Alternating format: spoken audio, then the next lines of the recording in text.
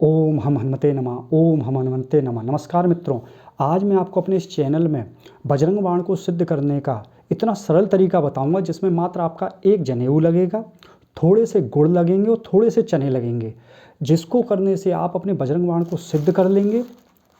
और इस बजरंग बाण को सिद्ध करने पर, जाप करने पर आपके जितने भी छुपे हुए शत्रु हैं उन सब का विनाश हो जाएगा। या ऐसे लोग जो आपको प्रत्यक्ष तरीके से, आप प्रत्यक्ष तरीके से डायरेक्ट या इनडायरेक्ट हानि पहुंचाने की कोशिश करते हैं, आपकी मान सम्मान को हानि पहुंचाते हैं, आपकी धन को हानि पहुंचाते हैं, आपके करियर को हानि पहुंचाते हैं, आपकी सुख समृद्धि को हानि पहुंचाते हैं, आपके परिवार को हानि पहुंचाते हैं, उन सब का पूरा विनाश हो जाएगा और आपको पता भी नहीं चलेगा। ऐसे ऐसे दुश्मन आपके सामने निकल के आएंगे जिनको आप अपना मित्र समझते थे, वो भी आपके सम्मुख आ जाएंगे। उनकी सारी करतूतें, जो भी उन्होंने आपके खिलाफ किया होगा, जो भी उन्होंने सोशल मीडिया से या कैसे भी करके आपको समाज में बदनाम किया होगा, वो सब आपके सामने आ जाएगा और उन सब का अपने आप ही समूल विनाश हो जाएगा। शत्रु समूह मिटे सब आपे, देखता ही सुरासुर कांपे। इस तरीके से मैं आपको बताऊंगा जिससे आपका पूरा उद्धार हो जाएगा और आपका जीवन बहुत शांतिप्रद हो जाएगा। हनुमान जी स्वयं आपके सारे कष्ट हर लेंगे, जिसकी मैं पूरी विधि बताने वाला हूँ आपको, जिसमें जनेऊ आता है, कैसे आपको जनेऊ लेना है, कैसे चढ़ाना है, मैं आपको सब कुछ इसका तरीका बताऊंगा। इसमें मैं आपको ये भी बताऊंगा कि जो आप बजरंग बाण पढ़ते हैं, आप कई बार क्या होता है, आप हनुमान मंदिर जाते हैं, हनुमान मंदिर में आप छोटी छोटी देखा होगा आपने, पुस्तकें रखी रहती हैं, छोटी छोटी सी पुस्तकें, वो पतली पतली सी, आप उन्हें खोल लेते हैं और उसी में से बजरंग बाण पढ़ के आप लोग आ जाते हैं। पर उस बजरंग बाण में भी बहुत कमियां होती हैं। मैं आपको बताऊं, मैंने मार्केट में बहुत बजरंग बाण देखा है। जो मंदिरों में जाता हूं मैं, तो छोटी छोटी किताबें लगी लिखी आती हैं, छपी छपाई से उधर रखी रहती हैं। पर उनमें जब मैंने बजरंग बाण पढ़ा तो उसमें पूरा ही गलत है, कई चीज़ें उसमें गलत हैं, बहुत उसमें अशुद्धियाँ होती हैं, बहुत सारी, क्योंकि ये प्रिंटिंग मिस प्रिंटिंग होती है तो फिर उसमें बहुत गड़बड़ हो जाती है। ये उनमें गड़बड़ हुई कैसे? देखिए, हनुमान चालीसा एक ऐसी वो पाठ है जो लोगों को कंठस्थ याद है। तो हनुमान चालीसा में त्रुटि होने का उतना ज़्यादा समय के साथ नहीं हो पाया उसमें त्रुटि, परंतु जो बजरंग बाण है वो समय के साथ लोगों को इतना याद नहीं था, क्योंकि लोग इतने पढ़ते भी नहीं है, तो उसमें बहुत त्रुटि आती चली गई। जैसे मैं एक त्रुटि बताऊं, अगर आपको बजरंग बाण देखना है कि ये सही है कि गलत है, तो बजरंग बाण में एक लाइन आती है, देख गुग्गल की धूप हमेशा, करे पाठ तन मिटे कलेसा। मतलब बजरंग बाण पढ़ने का एक बहुत बड़ा नियम है कि इसमें गूगल की धूप देनी पड़ती है। जैसे गूगल है मेरे पास, ये गूगल की धूप, ये ऐसे गूगल की धूप होती है, इसमें गूगल देने का बड़ा महत्व है। आप चाहे कंडे पे रख के दे सकते हैं या फिर किसी भी दुकान पर गूगल वाली धूप ले आइए, 10 रुपये की आ जाती है मात्र, ये 10 रुपये की मैं लेके आ गया था।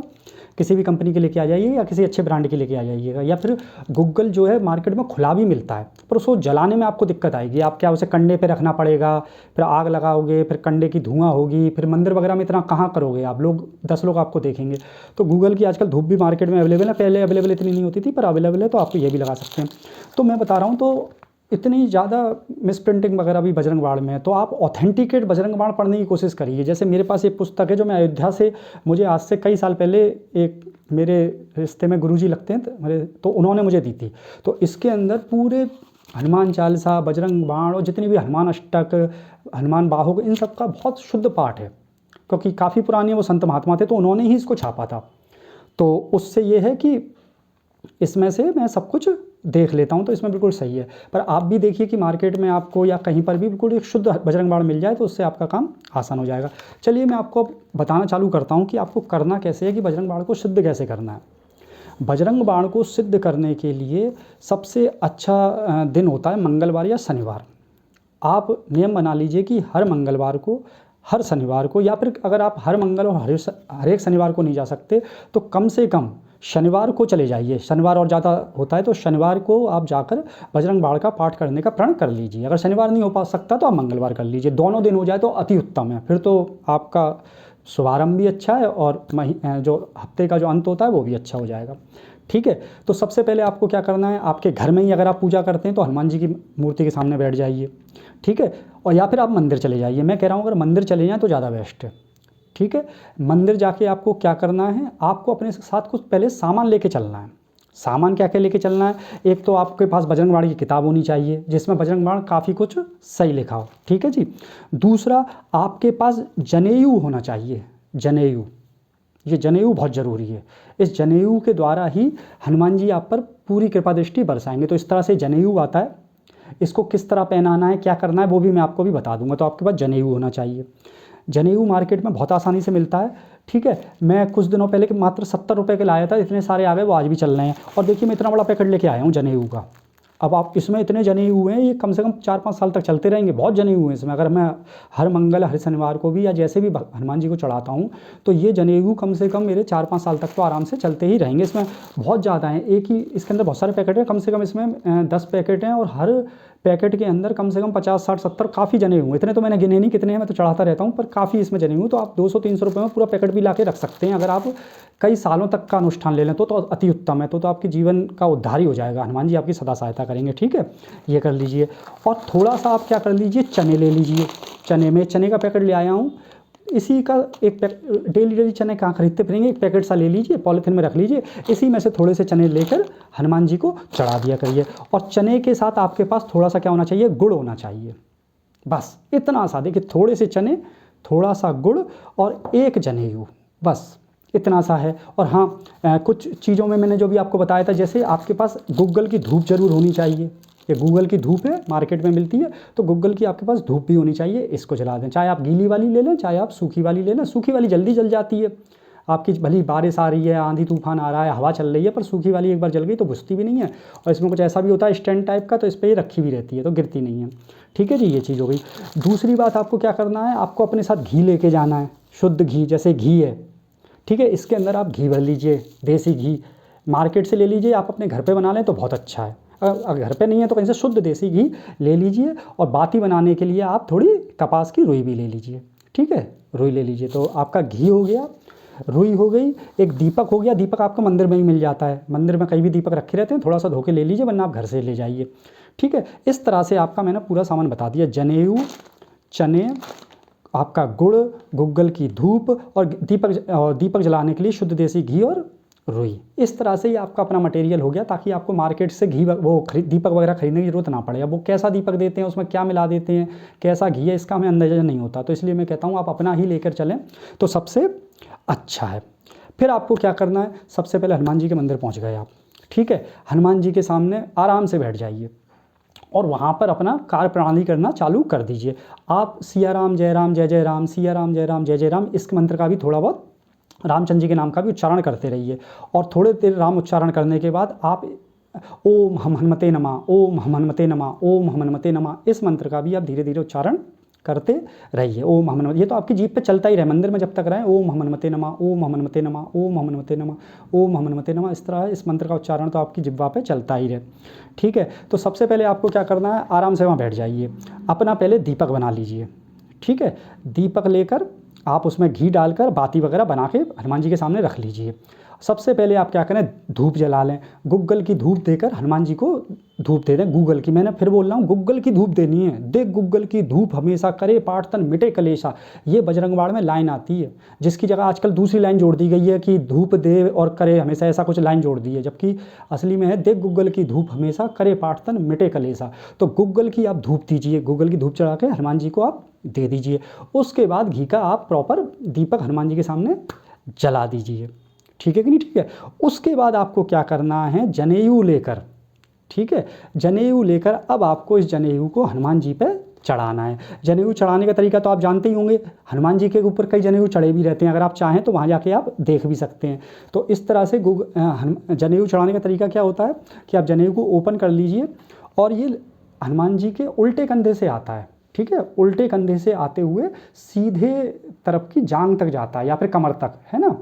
तो इसके लिए अब ये भी है, देखिए अगर आपके घर में छोटी मूर्ति है तो आप उस पर इतना जनेऊ नहीं चढ़ा पाएंगे, तो आपको मंदिर जाकर ऐसी प्रतिमा देखनी है जो उभार वाली हो, है ना। अगर मंदिर में अगर पंडित जी हैं तो आप पंडित जी से कह दीजिए 10-11 रुपये रख के दे दीजिए और पंडित जी से कह दीजिए कि पंडित जी इस जनेऊ को हनुमान जी को अर्पण कर दें।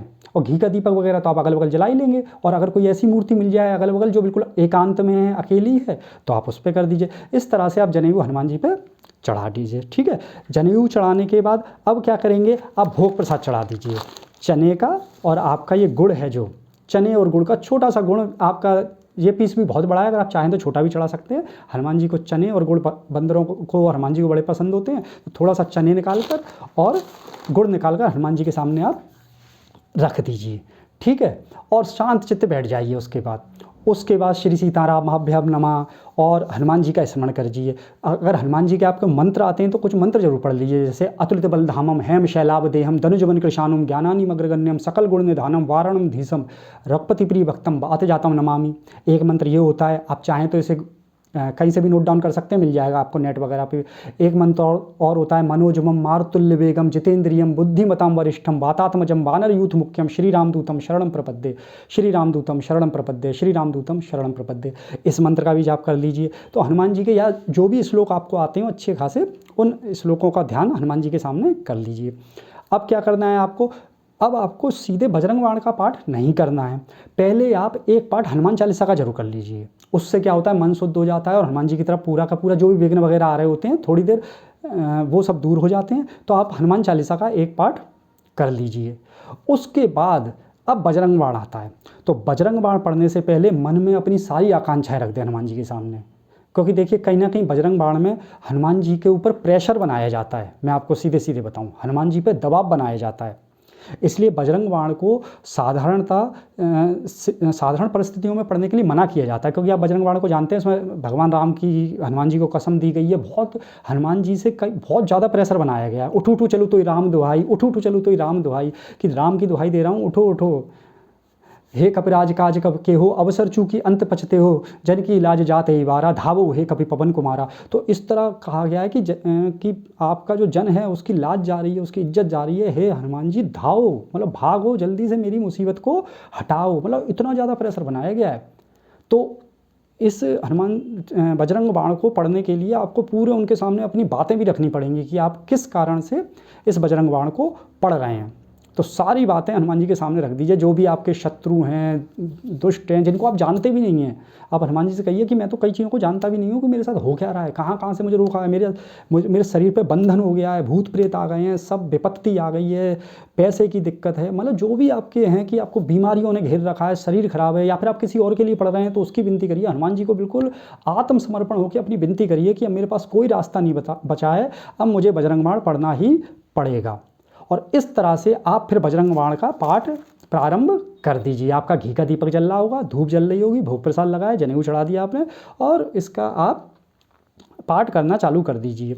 ठीक है, पाठ कितने करने हैं, एक पाठ कर लीजिए, एक मंगल को, एक शनिवार को, कोई दिक्कत नहीं है, एक पाठ भी बहुत होता है। अगर आपको लगता है ज़्यादा विपत्ति है तो 2-3 पाठ कर लीजिए, मैं इसलिए ज़्यादा नहीं कहता। अगर आप हर मंगल हर शनिवार को केवल एक एक पाठ करें, जनेऊ चढ़ाएं, भोग प्रसाद लगाएं, आपका घी का दीपक जगाएं, धूप वगैरह चलाएं, तो इसमें ही आपको 15-20 मिनट लग जाएंगे इतने क्रियाकलाप में। तो एक पाठ भी काफ़ी पर्याप्त होता है। परंतु अगर आपको ज़्यादा लगता है वो आपकी मर्जी है। देखिए भक्ति तो जितनी की जाए कम है, तो 3 पाठ कर लें, 5 पाठ कर लें, 7 पाठ कर लें, 11 पाठ कर लें, ठीक है। और ये क्रम आपको हर मंगल हर शनिवार को बनाए रखना है। ये नहीं एक मंगल कर आया छोड़ दिया, एक शनिवार कर आया छोड़ दिया, नहीं नहीं नहीं, हर मंगलवार को हर शनिवार को हनुमान जी के यहाँ जाकर इस कार्यक्रम को बनाए रखना है, आपको डेली करना। इसमें एक चीज़ और मैं बता दूँ, एक चीज़ का और ध्यान रखिए, अगर मतलब ज़रूरी है कि आप अपना मंदिर मत बदलिए, हनुमान जी को मत बदलिए। कई बार क्या होता है कि आज इस मंदिर में चले गए, कभी उस मंदिर में चले गए, कई रास्ते से लौट रहे हैं तो उस मंदिर में चले गए, है ना। ऐसा भी होता है ना कई बार कि इस मंदिर में भीड़ है तो दूसरे में चले गए, फिर तीसरे में चले गए। क्योंकि हनुमान जी के मंदिर आपके आसपास होते भी बहुत सारे हैं। तो आप कोशिश करिए एक ऐसा मंदिर चुनिए जिसमें हनुमान जी की मूर्ति कहीं पर हो, जिस पर आपकी पहुँच हो, अपने हाथों से जनेऊ चढ़ा दें, अपने ही वहाँ पर कोई आपको डिस्टर्ब ना करता हो। कई बार क्या होता है, आप ऐसे बड़े मंदिर चले गए कि वहाँ पर बहुत भीड़ है, तो कब तक जनेऊ चढ़ रहा है, आपको उतनी मतलब भीड़ भड़क्का इतना होगा कि आप अपने श्रद्धा अनुसार काम नहीं कर पाएंगे। तो आप अपने आसपास देख लीजिए कोई छोटा मोटा मंदिर हो जहाँ पे ऐसा भी होता है। कई बार एक मंदिर में हनुमान जी की एक तो मेन मूर्ति होती है, पर कई बार अगल बगल में कहीं एक छोटी मोटी मूर्तियाँ भी होती हैं हनुमान जी की, अगल साइड में जहाँ पर एकांत रहता है, जहाँ पर ज़्यादा लोग नहीं जाते। तो आप उस मूर्ति को चुन लीजिए और उनके सामने आप अपने बजरंग बाण का नित्य पाठ करते रहिए। तो बजरंग बाण का पूरा भावपूर्वक पाठ करिए। इसमें जैसे जो भी लाइनें आती हैं, धावो हे कपि पवन कुमारा, और जितनी भी इसमें लाइनें भाव से, जयति जयति जय जय हनुमाना, जयति जयति गुण ज्ञान निधाना, तो उन चीज़ों पर भी आप ध्यान करिए, उनमें मनन करिए। हर लाइन को पढ़ते वक्त बिल्कुल पाठ भी करें और हर लाइन का मतलब भी समझें। जहाँ जहाँ हनुमान जी के ऊपर इसमें प्रेशर बनाया जा रहा है, हनुमान जी से कोई दुहाई मांगी जा रही है, हनुमान जी से काम करने की प्रार्थना की जा रही है, तो उस समय हनुमान जी की मूर्ति की तरफ देखिए। वो प्रार्थना करते करते हुए जैसे उठू उठू चलो तो राम दुहाई, पाँव पर होकर जोरी मनाई, तो अपने भाव भी आने चाहिए कि हनुमान जी के आप पाँव पढ़ रहे हैं, कि आप मेरा काम बना दीजिए। और हाँ, इसमें एक काम और करिए कि हनुमान चालीसा पढ़ने से पहले, जब जो आप बजरंग बाण पढ़ने से पहले, तो हनुमान जी का मूर्ति से ही एक थोड़ा सा चंदन सा लेके जो लेप होता है उससे अपना टीका लगा लीजिए। इस तरह से और फिर उठते वक्त अगर आप अपने श्रद्धा अनुसार 11 रुपये, 21 रुपये अगर आप दान पात्र में या पंडित जी को देना चाहते हैं तो वो भी दे के आ जाइए। 5-6 रुपये, 11 रुपये में कुछ नहीं होता, एक दक्षिणा भी होती है। उस तरह से आपका पूरा एक हिसाब किताब बन जाएगा। वहाँ पर और भी देवी की मूर्ति हो या किसी और की भी मूर्ति हो तो उनको भी नमन कर लें और हनुमान जी से कहते हुए अपने घर को वापस लौट आएँ। इस तरह से मैंने आपको पूरा हनुमान बजरंग बाण को सिद्ध करने का बहुत आसान, सरल और सस्ता सा उपाय बता दिया। इसको आप करके देखिए, केवल मंगल शनिवार को आप देखिए, चमत्कार होगा। मैं आपको ट्रस्ट दिला रहा हूँ। देखना शुरुआत में क्या होगा, जब आप बजरंग बाण पढ़ोगे, मैं आपको बता रहा हूँ, शुरू में बजरंग बाण पढ़ोगे तो हो सकता है आपकी लाइफ में उपद्रव से चालू हो जाएंगे। मतलब ऐसा होता है, क्योंकि क्या होगा, कई लोगों को आप अपना मानते हो, आपको लगता है कि वो इंसान आपके हैं, परंतु वो आपके नहीं होते। वो मतलब ऐसे ऐसे शत्रु निकल के आएंगे जिन पे आप ट्रस्ट करते होगे, जो आप मतलब विश्वासघाती टाइप के। तो इसकी बजरंग बाण की लाइन है, शत्रु समूह मिटे सब आपे, देखत ताहि सुरासुर कांपे। आपके जो शत्रु हैं ना, वो स्वयं ही मिटने लगेंगे और आपको देखकर सुर असुर सब कांपने लगेंगे। इसकी कुछ लाइनें बहुत अच्छी हैं। सुनी कपि आरत बचन हमारे, मैटों सकल दुख भ्रम भारे। हे कपिराज, हे हनुमान जी, मेरे जितने भी दुख हैं, जितने भी मेरे भ्रम हैं, सबका क्या कर दो, आप नाश कर दो। तो आप कई बार भ्रमित होते हैं कि कौन क्या कर रहा है, क्या नहीं कर रहा है। इतना ज़्यादा राजनीति पॉलिटिक्स से घिरे रहते हैं, पैसे की कमी होती है, दिक्कत होता है, आपके दुश्मन होते हैं। इन सब का समूल नाश होने लगेगा शुरुआत में। हो सकता है शुरू में जब आप पढ़ें तो 1-2 महीने आपके साथ कुछ अजीब घटनाएं होंगी, वो तो हो जाती हैं कई बार, परंतु आप धैर्य रख के बजरंग बाण पढ़ते रहिए। ये मत सोचिए कि क्या गलत हो रहा है, जब से बजरंग बाण पढ़ रहा हूँ गड़बड़ होने लग गई, ये दिक्कत आ गई, वो आ गई।